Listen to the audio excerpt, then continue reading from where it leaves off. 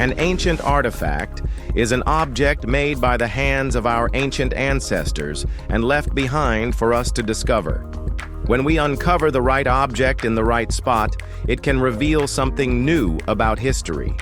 But when we stumble upon the wrong item in the wrong place, it leaves us with a puzzle that challenges everything we thought we knew about them. That's exactly why we're fascinated by ancient artifacts and discoveries on this channel. And today, we're taking you on a journey through some of the most incredible ones ever found. Let's start this countdown with number 15, Jerusalem Inscription Column. This broken fragment of a limestone column was found in 2019 during roadwork near Armon Hanatsif. The piece looks simple, just a partial column with worn edges, but the word Jerusalem carved into its surface makes it historically significant. It's the earliest known example of the city's name written in Aramaic, spelled exactly as it is today. Older inscriptions exist, but they use earlier forms like Yerushalem or Shalem. The full text reads, Hananiah son of Dodalos from Jerusalem, likely referencing a local artisan or potter. The column probably came from a Roman structure that no longer exists, and even that structure may have reused it from something older. Though we'll never know much about Hananiah or Dodalos, this short sentence earned them a lasting place in the city's story. It's a rare find, not because it's flashy, but because it anchors a familiar name in a specific place and time, in the exact language still spoken today. Number 14, Mysterious Painted Skull. When a hospital worker came across a saucepan lying in a meadow near Vienna's Wilhelminen Hospital, they weren't expecting a human skull inside, let alone one decorated with delicate hand-painted flowers. Initially dismissed as a Halloween prop or artistic replica, testing soon confirmed the grim reality behind it. The skull was genuine. According to city archaeologist Karen Fischer-Ausserer, it belonged to an elderly man, despite the haunting inscription gehängt 1612, or in English, hanged 1612, across its surface. That date doesn't add up, though. The bone is too recent to trace back to the 17th century. The name Amélie Lagrange is also scrawled on it, but forensic examination revealed the skull is male. Stranger still, the skull isn't entirely whole. Its jaw likely belonged to someone else, and a vertebra from a cow was glued to the back. Fischer-Ausserer called it a creative composite, possibly a hoax. No crime is suspected, but why it was made, or why it ended up in a field, remains completely unexplained. Number 13, 17th century palm reading chart. Palmistry may not hold up under scientific scrutiny today, but in the 1600s it was taken pretty seriously. This woodcut chart from Jean-Baptiste Belot's 1640 book L'Heure is a testament to that belief. Belot tried to give palm reading a scientific spin by mapping zodiac signs and astrological meaning onto each part of the hand. Instead, he ended up reinforcing the mystical nature of the practice. According to the chart, a tiny, fleshy spot near your thumb could signal anything from bigamy to illegitimate children. One line supposedly predicted death from fear. Your love life was measured by the reach of your love line, naturally. The artwork is intricate and strangely specific, more so than most similar charts of its era. It might not hold any factual merit, but it captures a moment in time when people look to their hands for fate, love, and warnings. Number 12, America's second oldest college. While restoring the foundation of the historic Wren Building at the College of William and Mary in Williamsburg, archaeologists unearthed an old brick kiln that predates the building itself. The college was chartered in 1693, making it the second oldest institution of higher learning in the U.S. Though the Wren building wasn't the campus's first structure, it became its heart by the end of the 17th century. During its construction, clay dug from its basement was hauled to the adjacent kiln to form the very bricks used in the university's earliest classrooms. The kiln was first found in the 1930s, but was reburied until now. According to Elizabeth Monroe, co-director of the William and Mary Center for Archaeological Research, much more lies buried beneath the campus. Pretty much, you stick a shovel in the ground anywhere on campus and you're going to come up with something. These layers speak to a campus shaped and reshaped across centuries. Number 11. Greek Sculpture Workshop. On the island of Paros, famed for its pure white and fine-grained marble, archaeologists have uncovered the remains of an ancient sculpture workshop. The site, found by the Ephorate of Antiquities of the Cyclades, originally served as a residential building in the 5th or 4th century BC. By the 3rd to early 2nd century BC, it had been converted into a marble workshop. The courtyard was packed with marble fragments, clearly discarded from statue production. Inside, archaeologists found clay figurines, pigment traces, ceramic molds, and numerous unfinished statues, many depicting Aphrodite. One room, decorated with wall paintings and a pebble floor, likely served as an andron, a traditional space for male gatherings. Parian marble was once the material of choice for the greatest sculptors of antiquity, including the creators of the Venus de Milo. This site now confirms that sculpture wasn't just imported to Paros. It was born, chiseled, and perfected there. Number 10. Shannon Sundisk. Ireland's ancient relics are as strange as they are old, but this Sundisk stands out. Discovered in 1669, it's one of the earliest known examples of sheet gold craftsmanship in not just Ireland, but all of the British Isles. The thin, delicate gold disc features a cross in the center, surrounded by concentric circles and swirling patterns. Its real purpose remains unknown. The short fine notes suggest it was found in the grave of a man described as exceptionally tall, possibly feeding into Irish legends about giants roaming the land. The name Sundisk is more of a catch-all label than a true description. It might have been symbolic, decorative, or used in ceremonies. Whatever it was, it still raises eyebrows today. Dating back nearly 4,000 years, the Sundisk proves that people were shaping gold into symbols of status or belief long before we figured out what to do with written language. Number 9. Roman Fleet Diploma.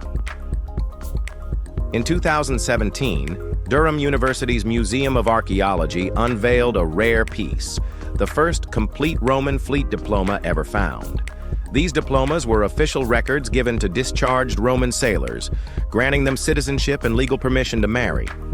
This particular plaque, made of copper and oxidized green with age, was issued in the year 150 CE to a sailor named Tigernus. Born in Lancaster, he served in the Roman fleet for 26 years before receiving his honorable discharge. Thanks to this diploma, Tigernus is the earliest named sailor ever recorded in British history. Few of these diplomas survive intact because descendants often broke them into pieces to prove their own citizenship rights.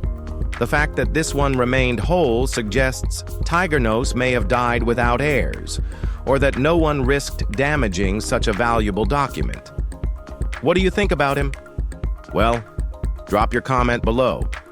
Now, let's talk about Number 8. Kendricks Cave Decorated Horse Jaw. Some artifacts speak for themselves, and we say this one pretty much does. It's a horse jaw, it's decorated, and it came from Kendricks Cave in Llandudno, Wales. Found in 1959, it's now housed in the British Museum and is estimated to be around 10,000 years old. The jawbone is still mostly intact, aside from the missing teeth. Only 3 remain.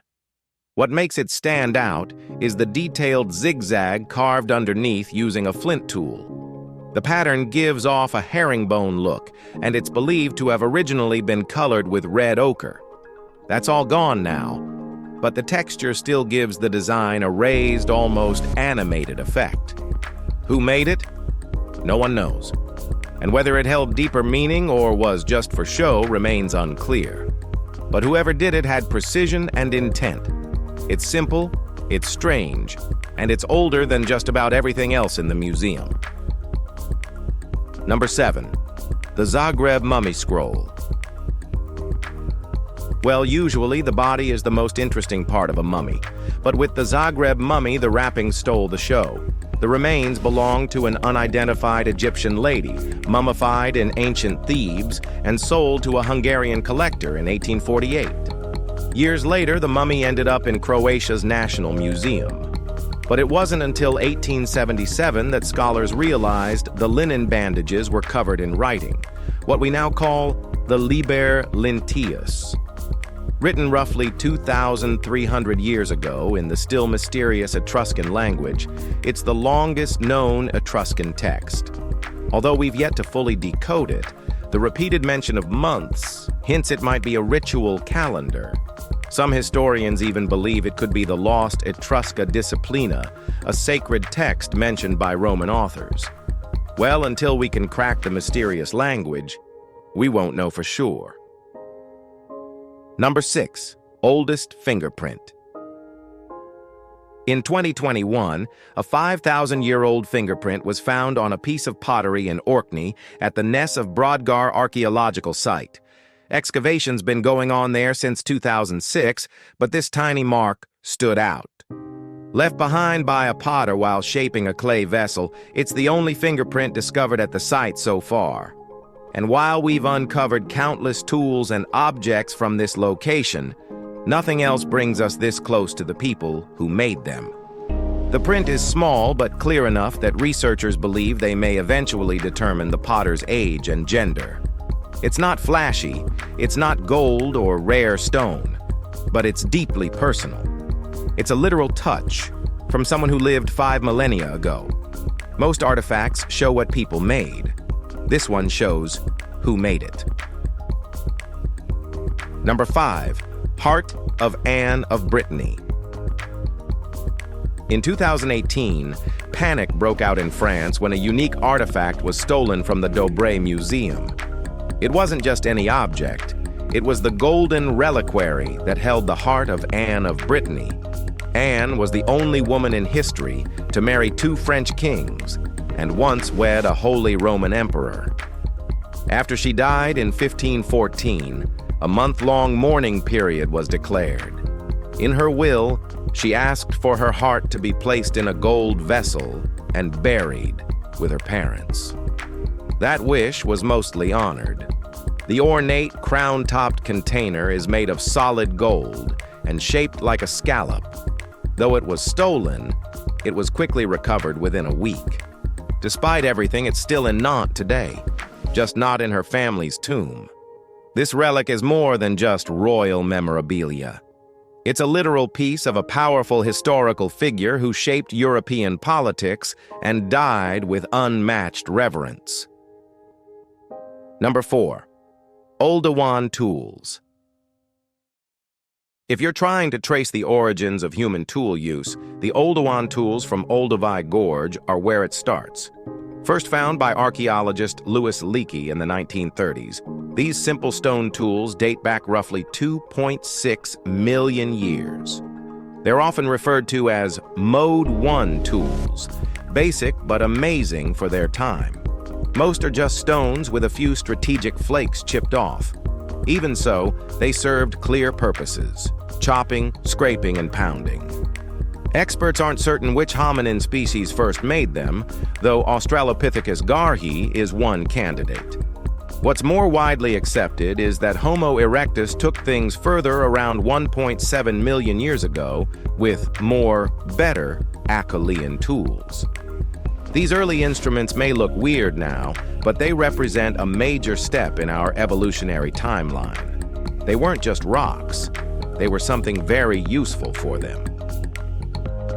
Number 3. Ancient underwater potato garden. In 2017, roadwork in British Columbia exposed a patch of land that turned out to be 3,800 years old. What looked like a muddy stretch was actually a wetland garden used for cultivating potatoes. The site sits in the Pacific Northwest, and it's now the oldest evidence of managed wetland farming in the region. Thousands of potatoes were found embedded in the soil, many still blackened but intact. What makes the discovery even more interesting is how advanced it was. The land had once been underwater, so farming here would have required some kind of water control, possibly a dam or canal, though none has been found yet. Alongside the tubers, more than 100 wooden tools were recovered, most shaped like digging sticks. This wasn't a wild harvest. It was organized, careful, and efficient. But who worked this land is a complete mystery. Number 2. African figurines. At Tel Malhata, deep in Israel's Negev desert, archaeologists conducting salvage digs at Nevatim Air Base uncovered two 1,500-year-old Christian burials with unexpected contents. While more than 150 tombs were found at the site, two graves stood apart. One held a woman and a child, the other, a second woman. Inside each were figurines carved from bone and ebony, depicting African facial features. Two figurines made from ebony, imported from southern India or Sri Lanka, suggest long-distance trade connections. Each had small holes, indicating they were once worn as pendants. The individuals may have been Ethiopian Christian immigrants who lived in the area between the 4th and 7th centuries AD. The figurines may have served as personal tokens or ancestral symbols. Tel Malhata already had a layered history, stretching from the Bronze Age to the Byzantine era. But this discovery adds a deeply human thread. Number 1. The Murals of Agsburg Cathedral. In 2020, researchers verified the true age of the murals inside Augsburg Cathedral in Germany, and it was 1,000 years old. These religious paintings, long known to exist since their rediscovery in the 1930s, had never been properly dated until now. The scenes depict the life of John the Baptist and are considered some of the oldest medieval church art ever found on the German side of the Alps. Sadly, only 2 of the 3 original murals survived. The third was likely destroyed during the construction of a Gothic window centuries ago. Historians now believe the paintings were part of the cathedral's original decoration, but were covered over some time in the past, probably during renovations or changes in religious style. Their preservation offers rare insight into early medieval iconography, and their faded lines still carry weight. If you've enjoyed this video, be sure to like, share, and subscribe. Thanks for tuning in, and we'll see you soon.